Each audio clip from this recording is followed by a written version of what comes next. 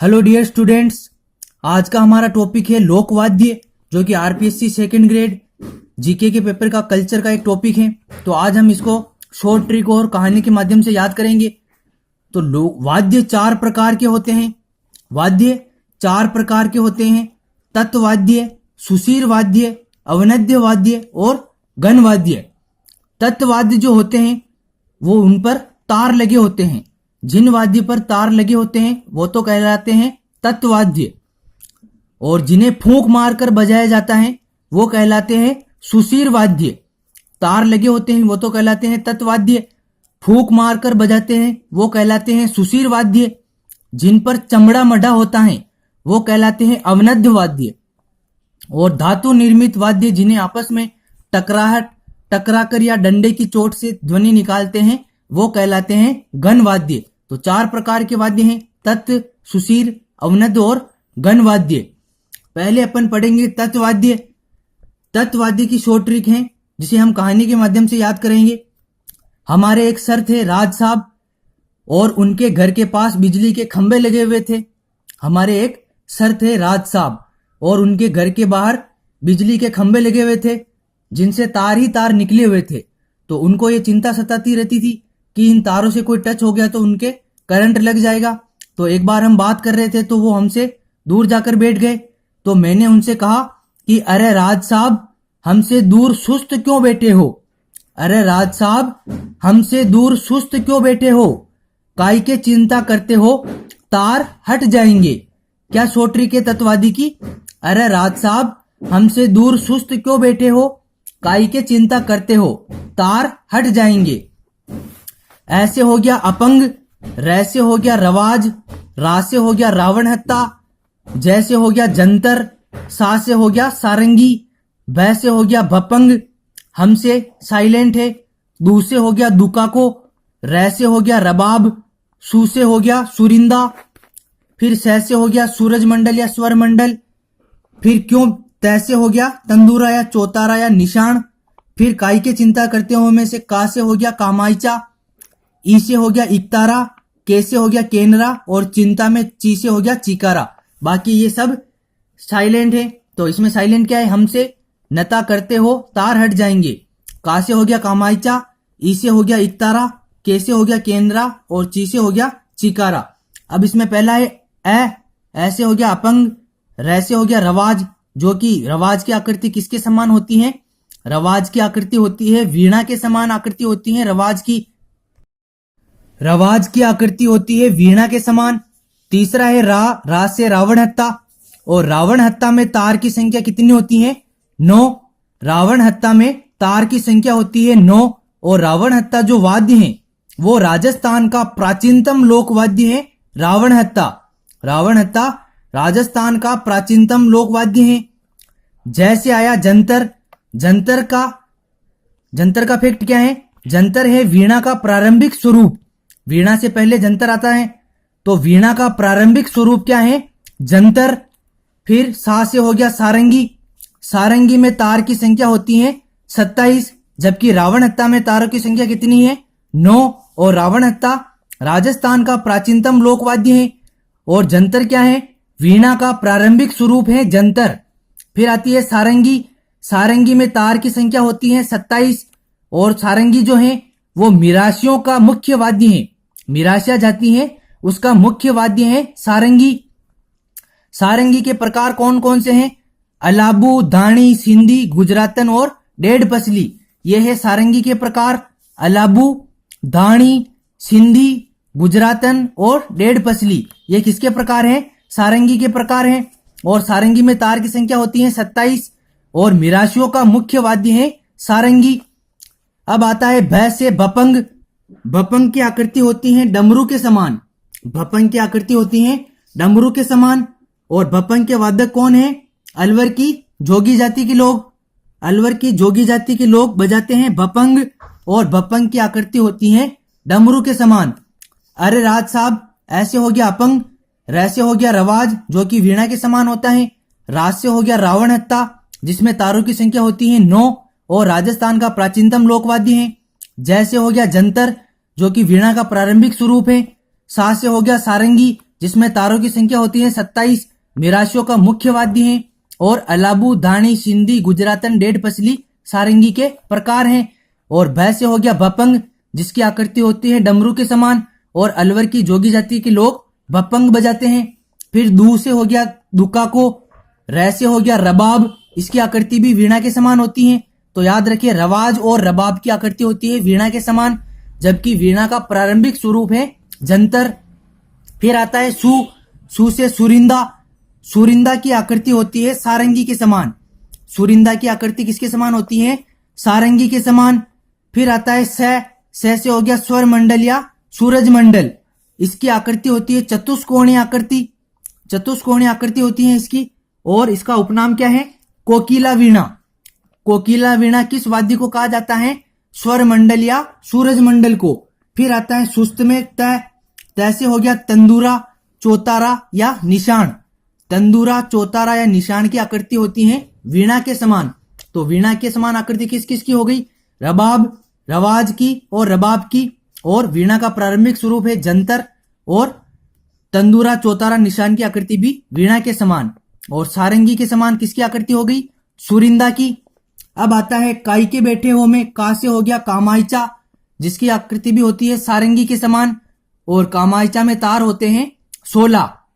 रावण हत्या में तार है 9, सारंगी में है 27 और कामायचा में है 16।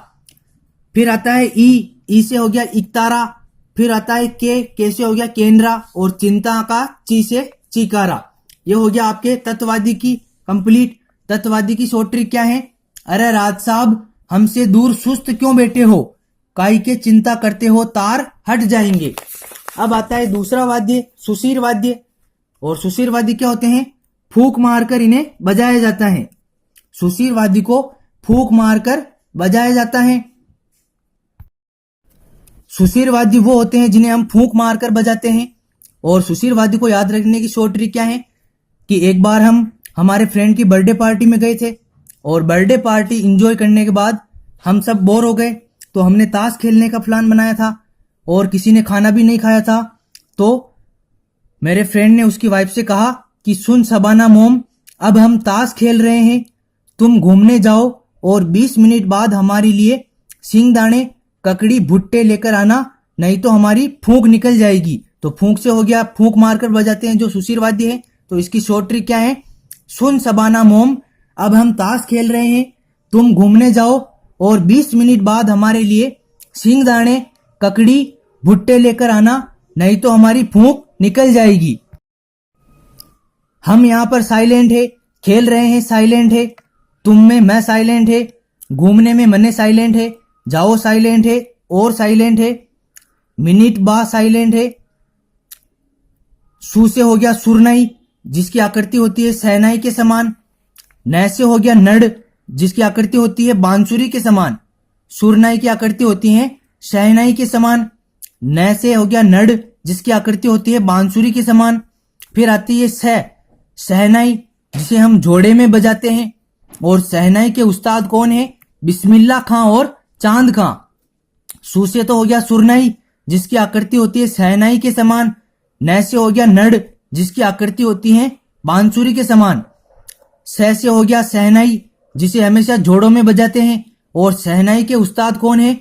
बिस्मिल्लाह खां और चांद खां। फिर आती है बा से हो गया बांसुरी, जो कि सर्वश्रेष्ठ सुरीला और मांगलिक वाद्य है बांसुरी। फिर ना से हो गया नागफणी। मो से हो गया मोरचंग, और मोरचंग जो है लंगा जाति का वाद्य है मोरचंग। लंगा जाति का वाद्य है मोरचंग। और मोरचंग को मुंह में रखकर बजाया जाता है। मोरचंग को मुंह में रखकर बजाया जाता है। फिर आता है मैं से हो गया मसक या बेग पाइपर। मैं से हो गया मसक या बेग पाइपर। और इसका उपयोग आर्मी बैंड में मसक का उपयोग किया जाता है। आर्मी बैंड में मसक का उपयोग किया जाता है। मसक या बेग पाइपर एक चमड़े का थैला होता है जिस पर पाइप या नलियां लगी होती हैं। मसक चमड़े का एक थैला होता है जिस पर पाइप या नलियां लगी होती हैं। कहां तक हो गया अपने सुन शबाना मोम। अब आता है अब ऐसे हो गया अलगोजा, जो कि राजस्थान का राज्य लोक वाद्य है। याद रखें, राजस्थान का राज्य लोक वाद्य है अलगोजा, और अलगोजा में दो बांसुरियों का युगल स्वरूप होता है। दो बांसुरियां साथ जुड़ी हुई होती हैं अलगोजे में, और अलगोजा जो है वो राजस्थान का राज्य लोक वाद्य है। अब आता है अ बै से हो गया बरगू। फिर आता है ता से हो गया तारपी। तारपी जो है वो कथोड़ी जनजाति का वाद्य है। तारपी कथोड़ी जनजाति का वाद्य है। फिर तास में से हो गया शंख। फिर हो गया तू से हो गया तुरही, जो कि युद्ध क्षेत्र का वाद्य है। तुरही ये आया हुआ है, अभी कांस्टेबल के ऑनलाइन एग्जाम हुए थे। तुरही युद्ध क्षेत्र का वाद्य है, जिसकी आकृति होती है चिल्लम के समान। तुरही की आकृति होती है चिल्लम के समान, और ये युद्ध क्षेत्र का वाद्य है। फिर आता है घूमने में गू से गुरालियो। फिर आता है बीस में बी से बीन या पुंगी। से आता है सतारा, जिसकी आकृति होती है बांसुरी, शहनाई और अलगोजा का मिश्रण स्वरूप होता है सतारा में। सतारा में किस किस का मिश्रण होता है? बांसुरी, शहनाई और अलगोजा का मिश्रण होता है सतारा। फिर आता है बांकिया। बांकिया जो कि है वो सरगड़ों का खानदानी वाद्य है। बांकिया जो है वो सरगड़ों का खानदानी वाद्य है। फिर आता है सिंगदाने से सिंगी। फिर आता है करना। करना जिसकी आकृति होती है तुरही के समान आकृति होती है करना की। करना की आकृति किसके समान होती है? तुरही के समान। अंतिम वाद्य आता है भुट्टे में भुट्टे से भुंगल या भेरी, जो कि युद्ध क्षेत्र का वाद्य है। ये आया हुआ है क्वेश्चन अभी। भुंगल या भेरी युद्ध क्षेत्र का वाद्य है, और इसका उपनाम क्या है?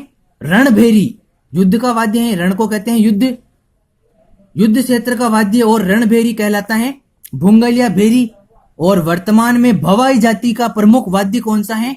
भुंगल या भेरी। भवाई नृत्य की शुरुआत होती है भुंगल बजाने के साथ। भवाई नृत्य की शुरुआत होती है भुंगल बजाने के साथ। ये हो गए आपके सुशिर वाद्य, और इसको याद रखने की ट्रिक क्या है? सुन सबाना मोम, अब हम ताश खेल रहे हैं, तुम घूमने जाओ, और 20 मिनट बाद हमारे लिए सिंगदाने, ककड़ी, भुट्टे लेकर आना, नहीं तो हमारी फूंक निकल जाएगी। अब आते हैं अवनद्य वाद्य। अवनद्य वाद्य कौन से होते हैं? जिन पर चमड़ा मढ़ा या लगा होता है। जिन पर चमड़ा या चमड़ा लगा हुआ होता है वो कहलाते हैं अवनद्य वाद्य। और अवनद्य वाद्य को याद रखने की ट्रिक क्या है? एक बार मैं मेरे दोस्त की शादी में पान चक रहा था, तभी मेरे डैड आ गए। उन्होंने मुझे मारा और कहा कि ढक्कन, तू ढांडा ढोर के साथ रहता है, बकू नम्रता को तेरे चमड़े घेर देगी। नम्रता कौन थी यहाँ पे? मेरी माँ। तो मैं जब मेरे दोस्त की शादी में गया तो वहां पर मैं पान चक रहा था कि उसी दरमियान मेरे डैड आ गए। उन्होंने मुझे मारा और कहा कि ढक्कन, तू ढांडा ढोर के साथ रहता है, बकू नम्रता को तेरे चमड़े घेर देगी। पान से हो गया पाबूजी के माटे। पा से हो गया पाबूजी के माटे, जो कि पाबूजी के पवाड़े गाते समय बजाते हैं। पा से हो गया पाबूजी के माटे, जो कि पाबूजी के पवाड़े गाते समय बजाते हैं। न से हो गया नंगाड़ा, और प्रमुख नंगाड़ा वादक कौन है? रामकिशन सोलंकी, जो कि कुचामणी ख्याल में नंगाड़ा बजाते हैं। नंगाड़ा वादक हैं रामकिशन सोलंकी, जो कि कुचामणी ख्याल में नंगाड़ा बजाते हैं। फिर आता है च से चंग। फिर आता है ख से खंजरी। खंजरी जो है वो ढप के लघु आकार का ताल वाद्य है। ढप के लघु आकार का ताल वाद्य है खंजरी। फिर आता है डे से होता है डेरू, और डमरू का बड़ा रूप कहलाता है डेरू। और डेरू को कौन बजाते हैं? गोगा जी के भोपे बजाते हैं डेरू को, और डेरू जो है वो डमरू का बड़ा रूप होता है। फिर आता है डे से डमरू। डमरू क्या है? विश्व का प्राचीनतम वाद्य यंत्र है डमरू। विश्व का प्राचीनतम वाद्य यंत्र है डमरू। फिर आता है मां से मांदड़, जो कि भीलों का वाद्य है मांदड़। और मांदल की आकृति किसके समान होती है? मृदंग के समान होती है मांदल की आकृति। और गौरी नृत्य में मांदल का उपयोग होता है, और शिव पार्वती का वाद्य कहलाता है मांदल। तो मांदल का पहला फैक्ट क्या है? भीलों का वाद्य है मांदल, और मांदल की आकृति मृदंग के समान होती है। गौरी नृत्य में मांदल का उपयोग होता है, और शिव पार्वती का वाद्य है मांदल। अब आता है रा से रावड़ों की मांदल। रावड़ों की मांदल की आकृति मांदल के समान होती है। रावड़ों की मांदल की आकृति मांदल के समान होती है। राजस्थान का एकमात्र लोक वाद्य जिसमें डोरी के तनाव के लिए कड़ियों की जगह लकड़ी के गुटके लगाए जाते हैं, कौन सा है? रावड़ों की मांदल। राजस्थान का एकमात्र लोक वाद्य जिसमें डोरी के तनाव के लिए कड़ियों की जगह लकड़ी के गुटके लगाए जाते हैं कहलाता है रावड़ों की मांदल। और इसकी आकृति किसके समान होती है? मांदल के समान। और मांदल की आकृति मृदंग के समान। फिर आता है ढक्कन से ढप। फिर आता है ढांडा से ढाक, जो कि छोटा ढोल होता है। ढाक क्या होता है? छोटा ढोल होता है। डेरू के समान वाद्य जो गुज्जर जाति के भोपों द्वारा घोटा गाते समय पैरों पर रखकर बजाया जाता है, क्या कहलाता है? ढाक कहलाता है। डेरू के समान वाद्य जो गुज्जर जाति के भोपों द्वारा घोटा गाते समय पैरों पर रखकर बजाया जाता है, ढाक कहलाता है। फिर ढोल से आया ढोल। फिर आया बकू से बम या टामक, जो कि राजस्थान का सबसे बड़ा लोक वाद्य है।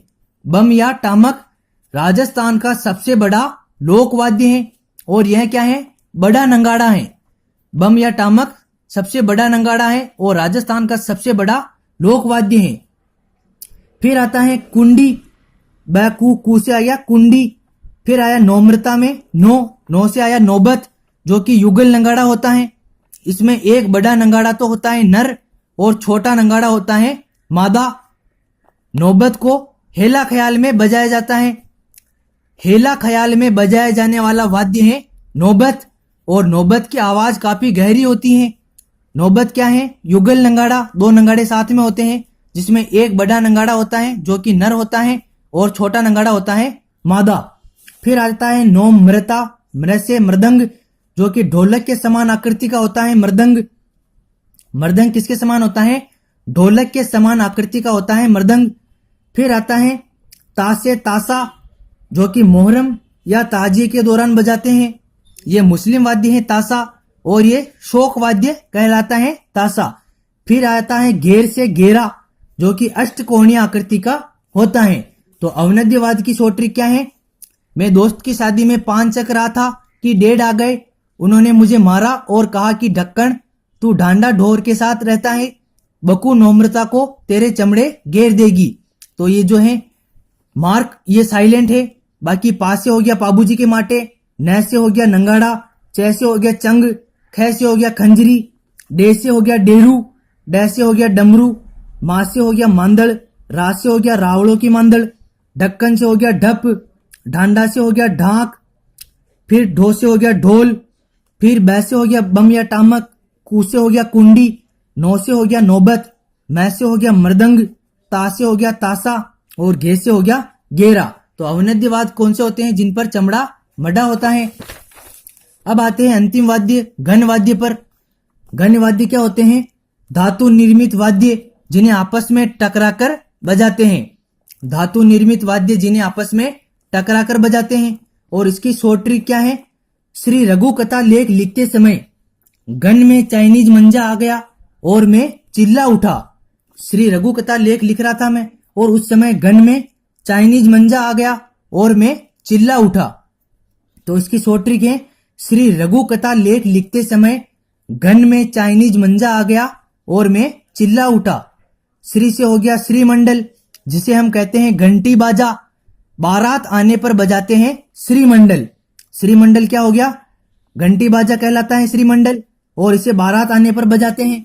दूसरा है रै से हो गया रमजोड़, जो कि घेर और कथक नृत्य में उपयोग होता है रमजोल का।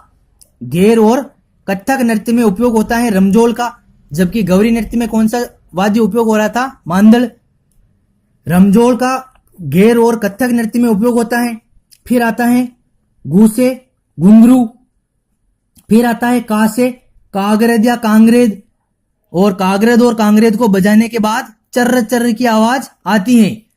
कागरेद या कांगरेद को बजाने के बाद चर्र चर्र की आवाज आती है। फिर आता है कैसे करताल या कटताल, और इसकी आकृति होती है बी के समान। कैसे हो गया? करताल या कठताल, जिसकी आकृति होती है बी के समान। फिर आता है था से थाली, ले से लेजिम, ख से खड़ताल, और खड़ताल को अंगुलियों के बीच रखकर बजाते हैं। और खड़ताल के प्रमुख वादक कौन है? सदी खां मांगणियार। एक तो होता है कठताल या करताल जिसकी आकृति होती है बी के समान, एक होता है खड़ताल जिसको अंगुलियों के बीच रखकर बजाते हैं। और खड़ताल के प्रमुख वादक कौन है? सदी खां मांगणियार। फिर आता है गन से घंटी, फिर आता है मंजा से मंजीरा जिसको हमेशा जोड़े में बजाया जाता है। मंजा में मैं से हो गया मंजीरा जिसको हमेशा जोड़े में बजाया जाता है। और 13 ताड़ी नृत्य में मांगीबाई द्वारा मंजीरा बजाया जाता है। 13 ताड़ी नृत्य में मांगीबाई द्वारा मंजीरा बजाया जाता है। फिर आता है जा से झांझ जो कि मंजीरे का बड़ा रूप होता है। झांझ मंजीरे का बड़ा रूप है झांझ। शेखावटी के कच्ची घोड़ी नृत्य में झांझ बजाया जाता है। शेखावटी के कच्ची घोड़ी नृत्य में झांझ बजाया जाता है। फिर आ गया चिल्ला से चीपिया, ये हो गए आपके गण्य वाद्य। और इसकी शॉर्ट ट्रिक क्या है? श्री रघु कथा लेख लिखते समय गन में चाइनीज मंजा आ गया और मैं चिल्ला उठा। श्री से हो गया श्रीमंडल, रह से हो गया रमजोड़, गु से हो गया घुंघरू, का से हो गया कागरद या कांग्रेज जिसमें चरचर की आवाज आती है। फिर कैसे हो गया करताल या कठताल जिसकी आकृति बी के समान। फिर हो गया था से थाली, ले से लेजिम, ख से खड़ताल, फिर घ से हो गया घंटी, मैं से हो गया मंजीरा, जा से हो गया झांझ, और ची से हो गया चीपिया। झांझ कहां पर बजाते हैं? शेखावटी के कच्ची घोड़ी नृत्य में। अब आते हैं प्रमुख फैक्ट। वह वाद्य जो आम या फारस की लकड़ी के घेरे पर भैंस की खाल मढ़कर बनाया जाता है तथा जिसे लकड़ी के मोटे डंडों से बजाया जाता है क्या कहलाता है? धौंसा कहलाता है। वह वाद्य जो आम या फारस की लकड़ी के घेरे पर भैंसे की खाल मढ़कर बनाया जाता है तथा जिसे लकड़ी के मोटे डंडों से बजाया जाता है क्या कहलाता है? धौंसा। राजस्थान के पूर्वी क्षेत्र अलवर भरतपुर में सर्प के काटे हुए का लोक देवताओं को यहाँ इलाज करते समय बजाया जाने वाला वाद्य कौन सा है? बरनी। राजस्थान के पूर्वी क्षेत्र अलवर भरतपुर में सांप के काटे हुए का लोक देवताओं को यहाँ इलाज करते समय कौन सा वाद्य यंत्र बजाया जाता है? बरनी। तुर्रा कलंगी में बजाए जाने वाले वाद्य कौन से हैं? तुर्रा कलंगी ख्याल में शहनाई, नक्कारा और चंग, ये अपन आगे पढ़ेंगे। तुर्रा कलंगी में बजाए जाने वाले वाद्य हैं शहनाई, नक्कारा और चंग। रम्मत के मुख्य वाद्य हैं नंगाड़ा और ढोलक या ढोल, ये अपन आगे पढ़ेंगे ख्याल नृत्य अगले वीडियो में। तो रम्मत के मुख्य वाद्य हैं नंगाड़ा और ढोल। राजस्थान में रासलीला का प्रमुख केंद्र है फुलेरा, जयपुर। राजस्थान में रासलीला का प्रमुख केंद्र है फुलेरा, जयपुर। और बाड़मेर का बड़वना गांव लंगा जाति का मुख्य स्थान है। बाड़मेर का बड़वना गांव लंगा जाति का मुख्य स्थान है। ये हो गए आपके लोकवाद्य कंप्लीट। मिलते हैं अगले वीडियो में, पढ़ते रहिए। जय हिंद, जय भारत।